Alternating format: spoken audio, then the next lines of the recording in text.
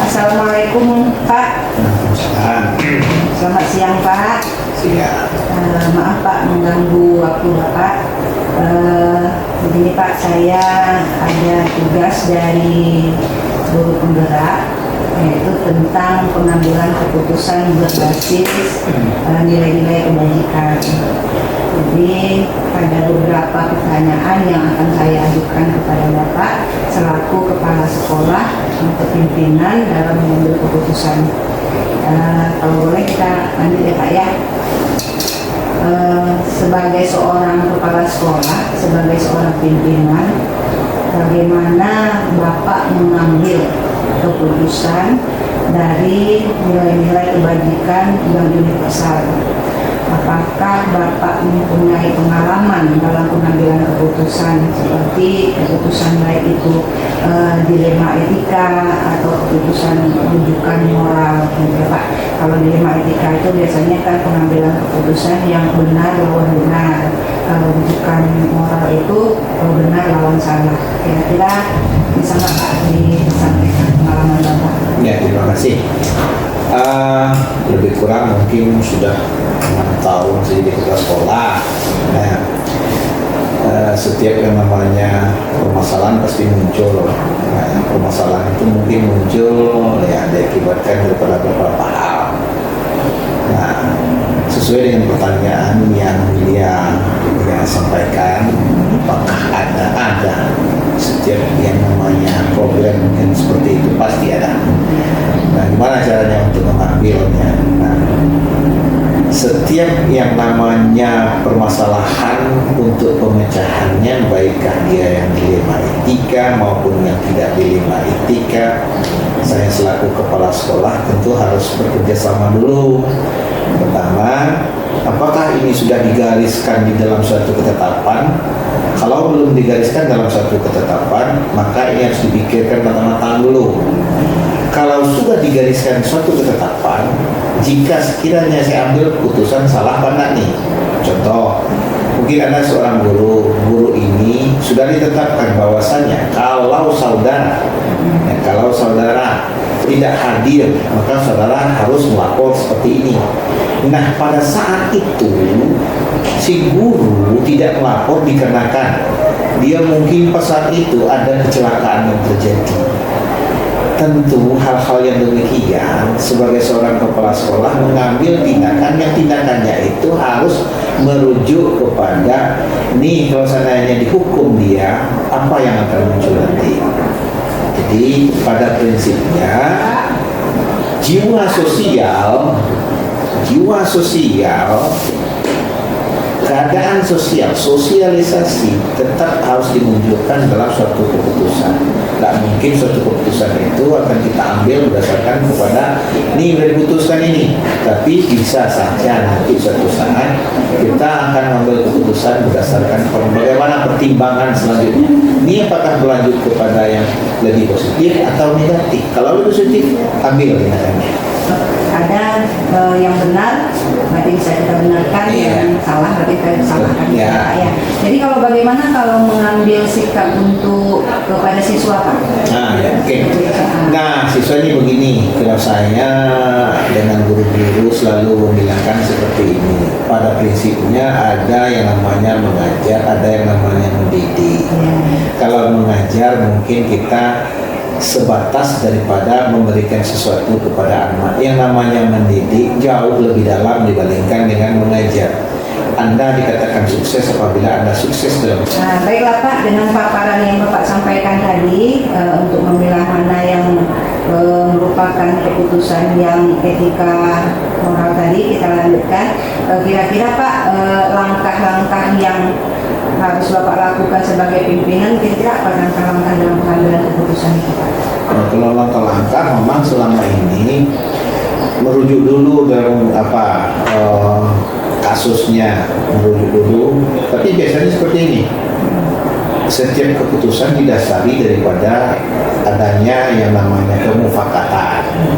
Jadi artinya begini, jika ini sudah dimufakati, saya selaku kepala sekolah tidak akan bisa atau tidak akan mau mengambilkan keputusan sendiri.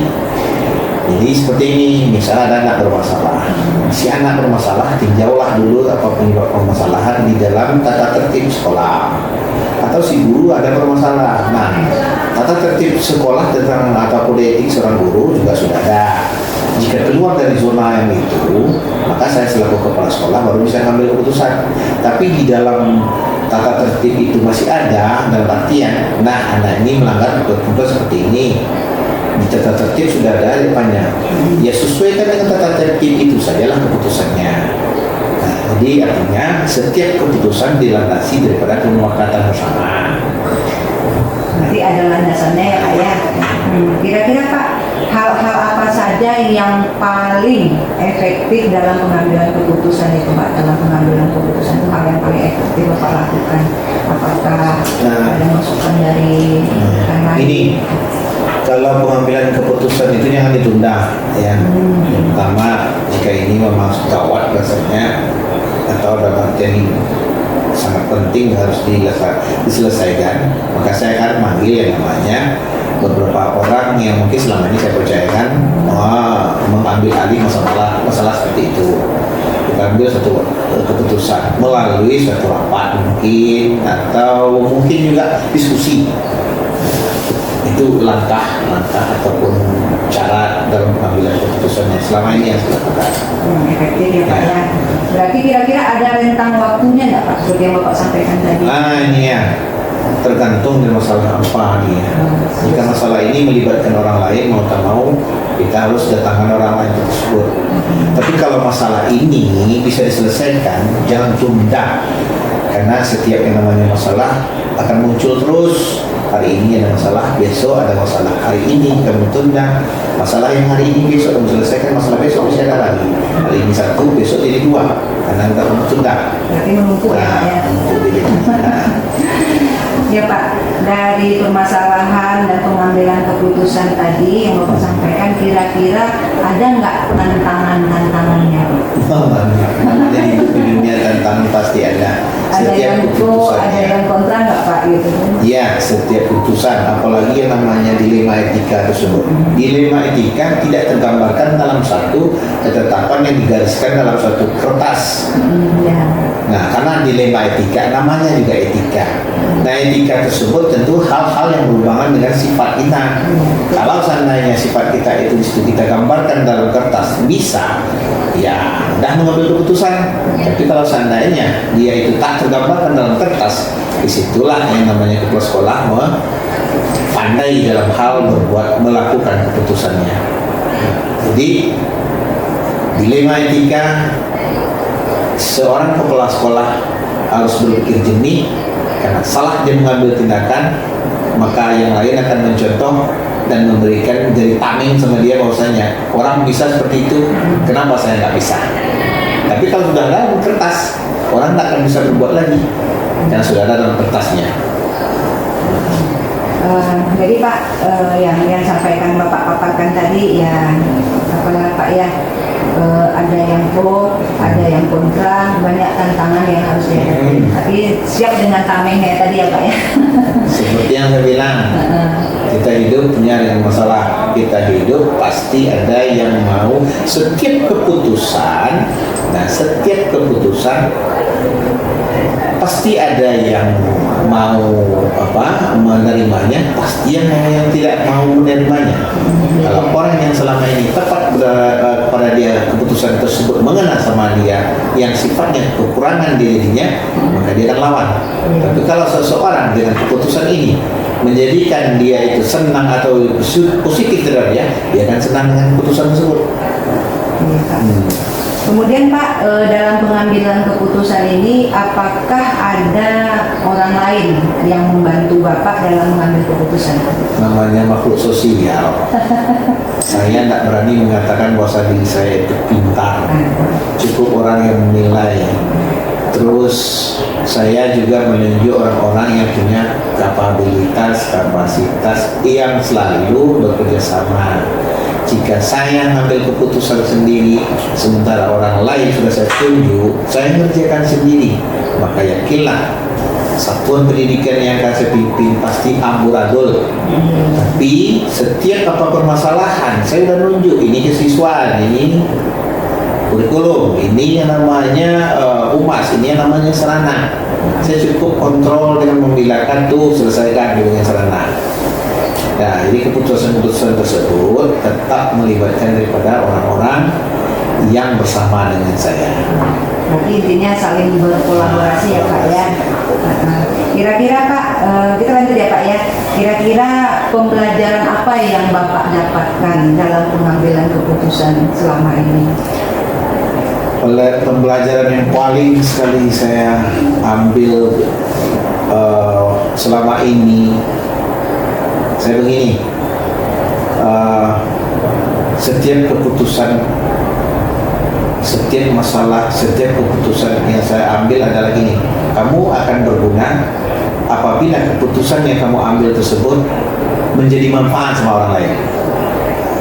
Kamu tidak akan berguna jika keputusan yang kamu ambil tersebut menyiksa orang lain, yang orang lain tersebut mungkin kamu merasa bahwa keputusan kamu benar. Tapi sebelum mengambil keputusan itu, terus terang, saya sudah mengambil pertimbangan. Ya, dengan prinsip seperti ini, tidak akan pernah ada orang yang dengan tulus hati dengan keputusan kamu itu menerimanya yang semuanya, enggak, pasti enggak. Pasti ada yang apa, yang tidak mau menerima, pasti ada yang sebagian menerima. Maka pada prinsipnya keputusan yang kita ambil harus konsekuen kita, dan kita harus jalan terus. Karena nanti kalau seandainya kita berbalik lagi ke belakang, maka kita pasti tidak akan mampu untuk memajukan ataupun berjalan lebih jauh ke depan. Luar biasa ya Pak ya. Luar biasa, saya pribadi mendapat juga pembelajaran dari Bapak dan ilmu dari Bapak ya Pak ya. Semoga Bapak sukses ke depannya, sehat-sehat selalu. Intinya dari tadi pembahasan kita mengenai pengambilan keputusan, yang pertama berkolaborasi dan tetap memihak kepada murid ya Pak ya. Jadi kemudian saling bekerja sama dengan komponen-komponen Bapak tadi, ada wakil, jajaran lah dengan gitu ya Pak ya. Satu-satu, jangan takut dengan masalah. Jangan takut dengan masalah, karena Anda hidup di atas dunia ini sudah digariskan menghadapi masalah. Jangan hindari masalah. Kalau Anda menghindari masalah, maka Anda tidak akan pernah selamanya selanjutnya bisa sukses ataupun bisa nikmat hidup ini. Tapi kalau Anda selesaikan masalah yang Anda hadapi, pasti akan Anda rasakan kenikmatan daripada hidup. Berarti semangat. Ya. Semangat menghadapi tantangan ya Pak ya. Apapun itu tetap dihadapi. Luar biasa Pak. Terima kasih atas waktunya. Semoga Bapak sehat selalu dan tetap berkolaborasi membimbing saya. Dan terima kasih ilmunya untuk hari ini. Assalamualaikum warahmatullahi wabarakatuh. Waalaikumsalam. Assalamualaikum warahmatullahi wabarakatuh. Waalaikumsalam warahmatullahi wabarakatuh. Ibu Nia, Apa kabar Ibu pagi ini Bu? alhamdulillah kabarnya baik. Ibu Nia gimana kabarnya hari ini? Alhamdulillah baik Bu. Mohon maaf sebelumnya ya Bu ya atas kedatangan beliau ke sini mengganggu waktu Ibu. Ibu saja tujuan dia datang ke sini ini sedikit ada tugas sebagai guru penggerak di angkatan 9. Jadi tugas kami yaitu tentang pengambilan keputusan oleh seorang pimpinan kepala sekolah itu berbasis nilai-nilai kebajikan. Kira-kira Bu, boleh nggak Lia mengajukan beberapa pertanyaan kepada Ibu? Boleh karena di sini kan saya selaku pimpinan, gimana pun siapapun yang datang ke sini adalah tamu, apalagi yang datang dari penggerak, satu kehormatan bagi saya pribadi dan juga satu kehormatan untuk SDN 26 Hando ini dijadikan objek atau sampel untuk melakukan wawancara tentang tugas yang diberikan oleh guru penggerak ini. Ya, amin. Mudah-mudahan kita bisa berkolaborasi ya Bu ya. Kita lanjut aja ya Bu ya. Sebagai kepala sekolah, sebagai seorang pimpinan ya Bu ya, dalam mengambil keputusan berbasis nilai-nilai kebajikan yang universal itu, kira-kira apakah Ibu mempunyai pengalaman dalam pengambilan keputusan, itu baik dilema etika atau bujukan moral? Kalau dilema etika kita tahu kan Bu, mengambil keputusan yang benar lawan benar. Kemudian kalau bujukan moral itu kan Bu, benar lawan salah. Kira-kira apa pengalaman Ibu dalam pengambilan keputusan itu? Begini Bu ya, kalau berbicara pengalaman, tentu kalau seorang kepala sekolah tentu pengalamannya yang dilakukan di sini tentang pengambilan keputusan yang mana disebut dengan dilema etika, itu benar lawan benar atau benar lawan salah kan gitu. Jadi mungkin pengalaman Ibu di sini tentang pelaksanaan rapat kenaikan kelas yang kami lakukan pada akhir semester 2 atau pada akhir tahun pembelajaran. Dan di sini saya pernah berpengalaman itu di dalam mengambil keputusan yang mana untuk ada beberapa kasus.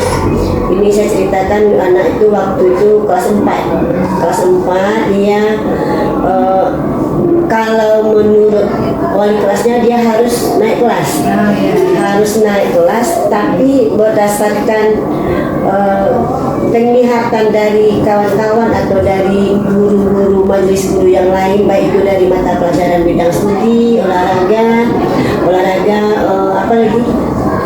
bidang studi bahasa Inggris di sini kan. Jadi agak memungkinkan untuk siswa ini untuk tidak dinaikkan ke kelas berikutnya.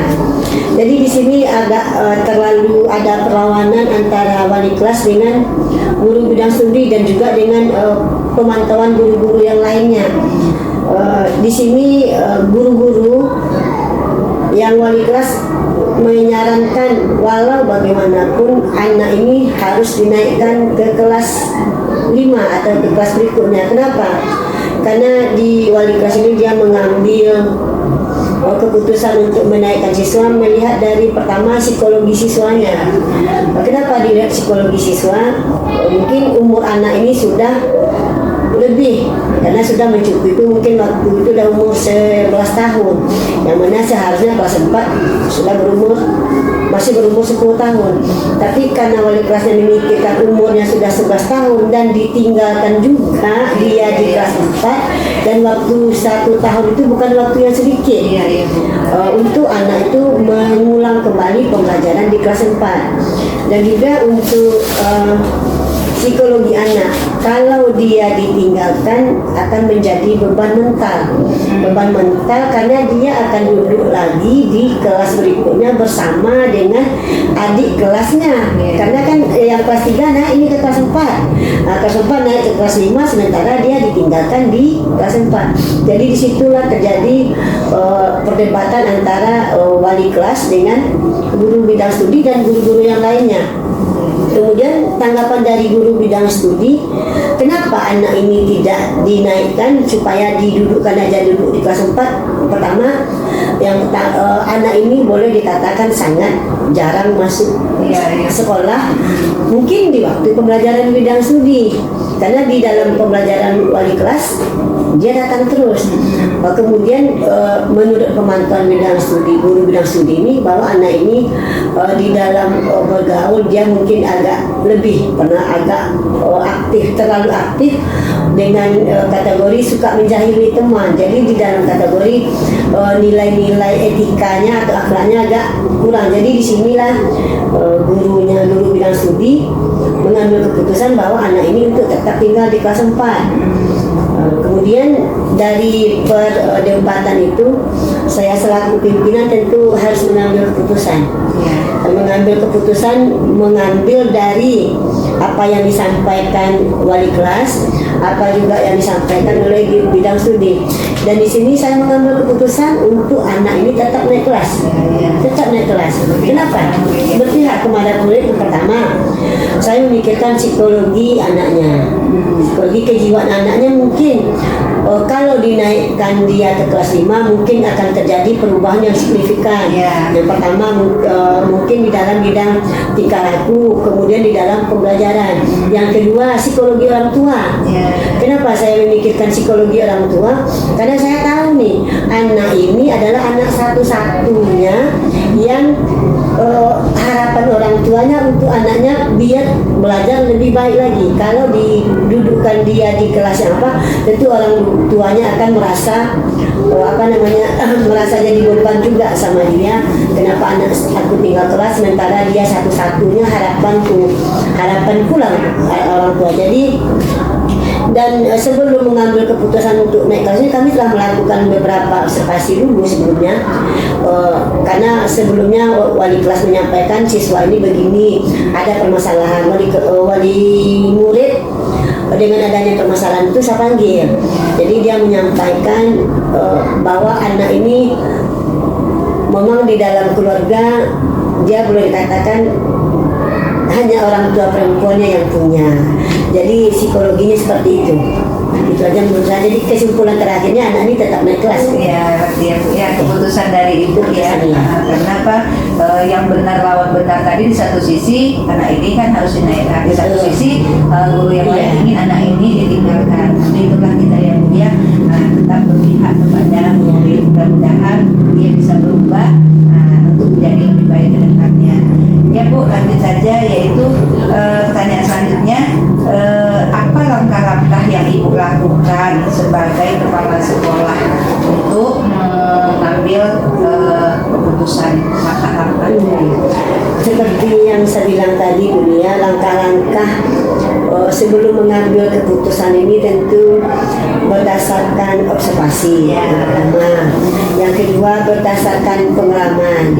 Kalau berdasarkan observasi seperti yang telah saya katakan di depan tadi, sebelumnya kita telah melakukan pemantauan terhadap orang tua, melakukan pemantauan terhadap wali kelas, kemudian terhadap guru bidang studi, dan kemudian juga untuk terhadap guru kelas lain yang mungkin tidak masuk ke kelas tapi selalu berinteraksi dengan siswa. Dan ini selalu saya ambil tidak dengan sendiri, dan keputusan setiap yang saya lakukan selalu saya kerjakan dengan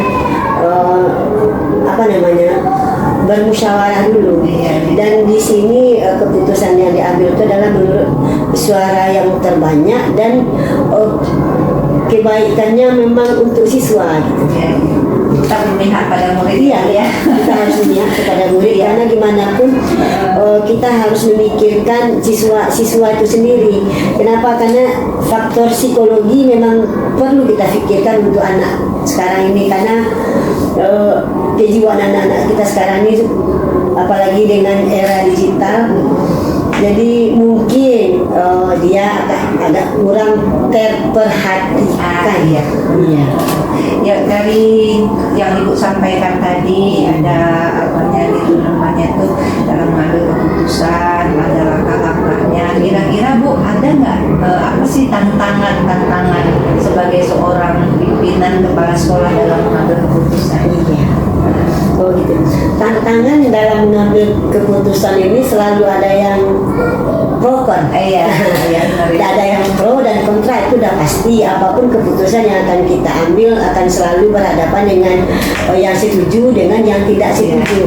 Tapi saya selaku pimpinan, saya tidak memikirkan tentang pro kontra. Kenapa? Selagi saya melakukan keputusan itu tetap memihak kepada anak dan kita berjalan di aturan yang kita lakukan, kita tidak memikirkan pro dan kontra itu, tapi dan itu selalu pasti ada, apapun yang akan kita lakukan, pro dan kontra itu pasti ada, tapi kita harus mengasih pembelajaran atau memberikan pemahaman kepada guru, walaupun kemudian juga kepada wali murid mungkin mengetahui tentang apa yang akan kita lakukan, tentang yang pertama tadi tentang kenaikan kelas.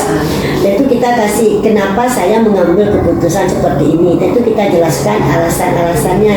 Dan begitu juga dengan guru, apa yang kita ambil keputusan itu harus berdasarkan tentang kebaikan yang akan diterima anak nantinya, bukan sekarang aja yang kita pikirkan nantinya, karena waktu 1 tahun itu bukan sebentar. Iya, benar. Iya. Jadi kalau masalah pro-kon itu tidak menjadi permasalahan yang penting. Selagi saya mengambil keputusan yang mana untuk siswa, kan insya Allah saya jalankan gitu. Luar biasa ya Bu. Iya. Cek ya. Karena dimanapun yang namanya pro-kon tuh di mana aja pasti ada. Jangankan di dalam sekolah, di keluarga pun masih ada gitu. Kira-kira nih Bu, dalam pengambilan keputusan itu ada yang membantu Ibu enggak untuk mengambil keputusan itu?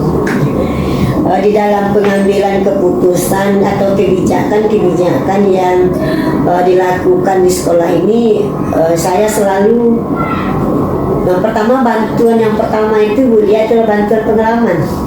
Iya. Kenapa? Karena kita seorang pimpinan, kalau kita minta bantuan kepada orang lain umpamanya, sementara kita yang punya wewenang nih, punya wewenang mengambil kebijakan yang ada di instansi kita di SDN 26 Mandau ini, tentu kalau kita minta bantuan sama guru, tentu sudut pandangnya dilihat dari guru. Kalau kita minta bantuan sama wali murid, tentu dia melihat dari sudut pandang wali murid gitu. Jadi saya minta bantuan sebetulnya bukan bantuan sih Bu ya, berdasarkan pengalaman. Tapi di dalam pengambilan keputusan saya selalu berdiskusi, bukan bantuan sebetulnya, selalu berdiskusi.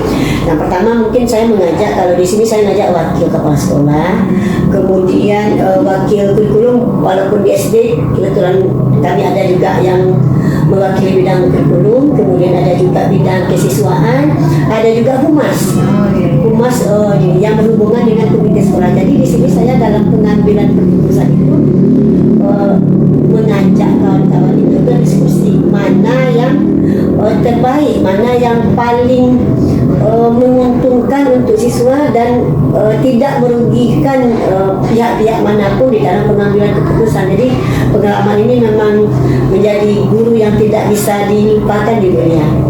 Luar biasa ya Bu ya.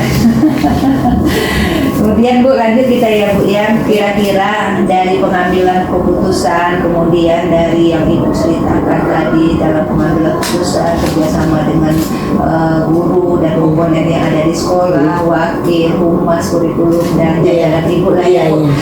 Kira-kira pembelajaran apa yang Ibu peroleh selama pengambilan keputusan tersebut?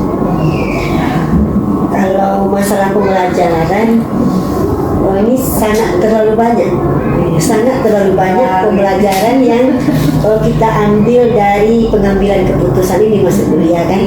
Iya. Karena gimana pun kita harus belajar dengan diri sendiri, dengan orang lain, dengan lingkungan. Kita harus mengambil semua itu jadi pembelajaran. Jadi pembelajaran yang Ibu dapatkan dari masalah pengambilan kebijakan dan keputusan ini, Ibu jadi tahu dan mengerti bahwa keputusan yang baik dan benar itu bukan terletak kepada keputusan satu orang pemimpin saja. Kenapa begitu? Kenapa? Karena keputusan yang kita ambil adalah keputusan untuk orang banyak. Maksudnya orang banyak di sini, keputusan untuk guru, keputusan untuk wali murid, dan keputusan untuk siswa. Jadi di sini Ibu sangat merasakan bahwa pengalaman untuk mengambil keputusan menjadikan pembelajaran yang sangat bermanfaat untuk ibu, bahwa apapun yang diambil harus berdasarkan keputusan bersama. Nanti melatih diri untuk sabar juga ya, Bu. Betul. Sabar, Iya. sabar dan tenang Iya, gitu ya, Bu. Ya. kenapa begitu? Dan alhamdulillah ibu menerapkan di sini di SDN 26 Andau ini ibu selalu mengadakan rapat yang namanya rapat bulanan yang mungkin sebelumnya belum pernah. Di mana di rapat bulanan ini ibu selalu mengadakan bahwa kita mereview ulang kegiatan yang sebelumnya belum terlaksana dengan baik dan untuk melaksanakan kegiatan untuk kedepannya lebih baik dari sebelumnya. Jadi dan itu selalu ibu lakukan, dan keputusan yang telah diambil harus kita jalankan, karena kita mengambil keputusan bukan sendiri, kita mengambil keputusan berdasarkan kesepakatan. Dan ibu selalu menyampaikan kita laksanakan demokrasi. Kalau sudah kita putuskan, ayo kita jalankan. Kalau kita tidak bersedia dengan usulan atau pendapat apapun yang akan disampaikan oleh kawan, ayo sampaikan di dalam rapat. Jangan ngomongnya nanti setelah rapat. Di dalam rapat ayo kita beradu argumen. Mau gontok-gontokan, mau perang-perangan di dalam rapat silakan. Tapi yang pertama gontok-gontokannya pakai pemikiran, bukan pakai emosi. Jadi setelah kita mengambil keputusan wajib kita jalankan. Alhamdulillah itu yang Bu lakukan di sini. Iya, alhamdulillah ya, Bu ya, luar biasa, Bu. Terharu saya. Terharu saya dengan Ibu. Mudah-mudahan ya, Bu ya, dengan diskusi dan kolaborasi kita, kemudian pengalaman-pengalaman yang Ibu sampaikan ke dia pribadi yang membuat tambahan ilmu dan pembelajaran buat dia ke depan, gitu ya, Bu ya. Nah, terus saya doakan semoga Ibu sukses ke depannya, ya, sehat selalu. Amin. Menjadi seorang pemimpin yang dapat mengayomi kemudian menjadi contoh teladan kepada anggotanya, gitu ya. Dan begitu juga dari pihak ibu pribadi sebagai pimpinan atau kepala sekolah di sini, Bu Lia, merupakan suatu kehormatan yang mana ini sangat mendadak. Ibu Lia mendatangi sekolah, menelpon dengan beberapa pertanyaan yang sangat sangat banyak sangat mendukung saya menyampaikan apa yang saya lakukan di sini. Itulah seperti itu yang disampaikan Bu Lia, dan saya berharap nih Bu Lia sebagai guru penggerak angkatan ke-9 ya, mudah-mudahan sukses ke depannya dan bermanfaat ilmunya dan berkah, dan yang pasti bisa diterapkan di dalam kehidupan sehari-hari, dan pastinya tentu di dalam kehidupan kita sebagai seorang guru. Dan guru penggerak itu motonya bergerak, tergerak, dan menggerakkan. Luar biasa. Iya, jadi mudah-mudahan bukan hanya di SMA 4 nanti bisa digerakkan, tergerak dan menggerakkan. Mudah-mudahan antara SMA 4 dan SDN 26 Andau kan kita berdekatan. Jadi mudah-mudahan kita bisa berkolaborasi dan bisa bekerja sama hendaknya. Ya, amin. Terima kasih Bu Lia atas kedatangannya, dan terima kasih juga telah menunjuk Ibu sebagai model untuk wawancaranya. Mudah-mudahan bisa berguna dan dimanfaatkan. Ya, sama-sama Bu ya. Saya pun terima kasih banyak ilmu yang Ibu sampaikan. Yang pertama, yang penting sekali, yang nggak kalah penting sekali, yang tadi yang perlu kita simpulkan tadi, yang saya garis bawahi, kita sebagai guru tetap memihak kepada murid, dan insya Allah SD 26 Mandau dengan SMA 4 Mandau kita saling berkolaborasi. Mudah-mudahan nanti ada yang nyusul dari sekolah Ibu untuk penggerak angkatan berikutnya, gitu. Ada guru penggerak 1 angkatan 10. Iya, angkatan 10. Ya, terima kasih banyak Ibu atas waktunya. Iya, sama-sama. Assalamualaikum warahmatullahi wabarakatuh. Waalaikumsalam warahmatullahi wabarakatuh.